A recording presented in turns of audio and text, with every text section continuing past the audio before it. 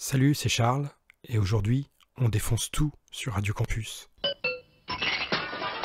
C'est pas moi! C'est Murphy. Murphy. Dans un instant, vous allez entendre quelqu'un défoncer son ordinateur.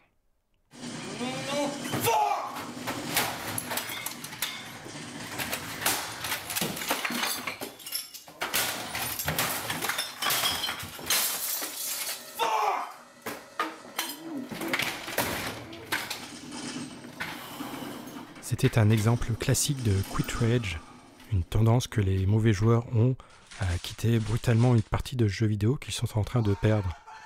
Et parfois, comme dans le cas présent, le joueur s'emporte et détruit son matériel, comme si c'était la faute de celui-ci. YouTube fourmille de vidéos nous montrant ce genre de situation. Parfois, du point de vue d'une caméra de surveillance, on voit des employés de bureau en plein burn-out détruire leur ordinateur à coups de clavier, voire même à coups de masse.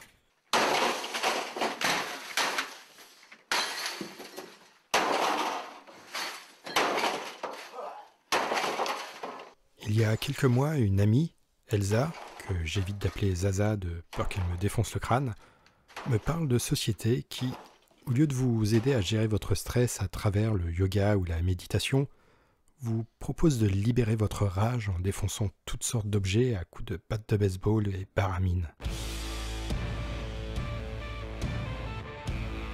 Les Fury Room, Destroy Room ou encore Rage Room font leur apparition en France. Le concept vient du Japon et s'est installé à Rennes, Paris, Strasbourg, Bordeaux et on l'espère bientôt à Tours. Le principe est simple, en solo ou avec des amis, pour une somme allant de 20 à une centaine d'euros, les Destroy Room vous laissent pendant un quart d'heure ou plus dans une pièce et, équipé d'une masse, batte de baseball, pied de biche ou autre, vous êtes libre d'exprimer votre colère en détruisant tout ce qui se trouve autour de vous. Selon le thème choisi, cuisine, appartement, bureau, de la vaisselle, des imprimantes, des ordinateurs, des meubles seront les victimes de votre stress accumulé au fil du temps. Attention messieurs, sachez que 80% des clients de ces Destroy Rooms sont des femmes. Je suis sûr d'ailleurs qu'une Fury Room sur le thème Weinstein ou Polanski aurait beaucoup de succès. Mais en temps de confinement chez soi, que faire pour se défouler ? Défoncer des trucs dans sa cuisine ou son bureau avec le balai ou une batte de baseball si vous en êtes l'heureux possesseur n'est pas vraiment une bonne solution. Ma pote Elsa, elle, tape sur des cailloux avec un marteau dans son jardin. Mais si comme moi vous n'avez pas de jardin, c'est un peu compliqué. Personnellement, je ne suis pas quelqu'un de très nerveux, mais ça m'agace quand des voisins du quartier font des allers-retours dans la rue avec des motos et des scooters très bruyants, en roulant très vite et sans casque. J'ai envie de leur arracher la tête et chier dedans et la remettre avant de partir en courant, mais ce n'est pas possible, alors à la place, je joue à Doom.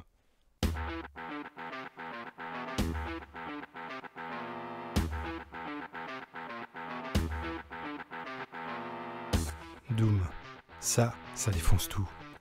D'ailleurs, un nouveau jeu de la série est sorti le 20 mars dernier, Doom Eternal. Mais si ce dernier opus est plutôt cool, c'est le tout premier Doom dont je ne me lasse pas.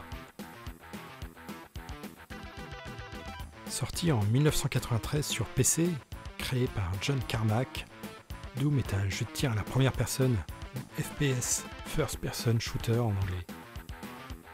Le joueur incarne un marine devant faire face à une invasion de démons venus de l'enfer via un portail interdimensionnel s'étant ouvert lors d'expérimentations menées par l'armée sur les 2 lunes de Mars.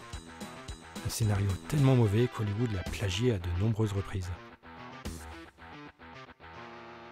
Le succès de Doom est immédiat et dans le monde entier, les employés l'installent au bureau et jouent sur le réseau interne avec leurs collègues. De nombreuses entreprises prennent des mesures et des programmes anti-Doom sont créés pour empêcher l'installation du jeu. C'est dommage car bien avant l'invention des Destroy Rooms, Doom permettait peut-être aux gens de gérer leur stress au travail et de repousser un éventuel burn-out. Alors voici ma recette pour tout défoncer pendant le confinement. Achetez The Ultimate Doom sur le site Good Old Games ou Steam pour 5 €. et installez le mode gratuit Brutal Doom, que vous trouverez facilement sur Google. Ce mode apporte de nombreuses fonctionnalités au jeu et le rend encore plus violent et gore.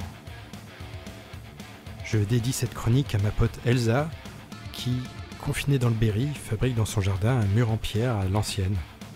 Certainement plus pour protéger le monde extérieur de son envie de tout défoncer que l'inverse. Allez, salut!